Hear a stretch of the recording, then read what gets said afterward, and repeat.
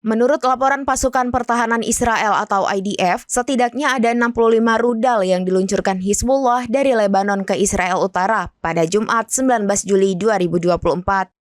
IDF mengklaim sebagian dari rudal itu telah ditembak jatuh oleh sistem pertahanan udara Iron Dome seperti yang dilansir The Times of Israel.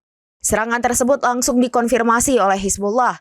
Gerakan Perlawanan Lebanon itu mengakui pihaknya telah menembakkan serentetan rudal besar ke pangkalan militer Israel di wilayah Galilea Utara dekat perbatasan selatan Lebanon. Berbeda dari klaim IDF, Hizbullah menyebut serangan itu menyebabkan kebakaran dan menghancurkan beberapa bagian pangkalan militer Israel. Hizbullah mengatakan serangan itu merupakan respons dari aksi Israel terhadap warga sipil di kota Safat al-Batik, Majdal Salam, dan Shakra di Lebanon Selatan.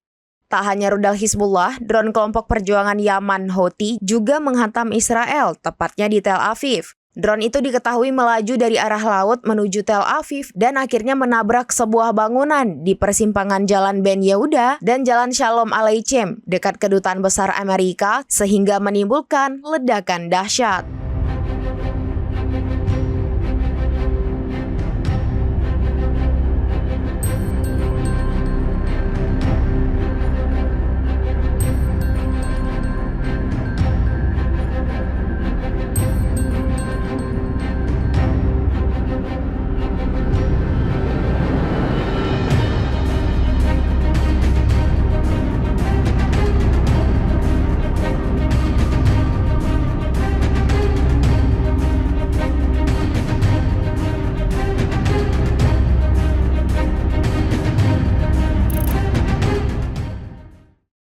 Download Tribun X sekarang, menghadirkan lokal menjadi Indonesia.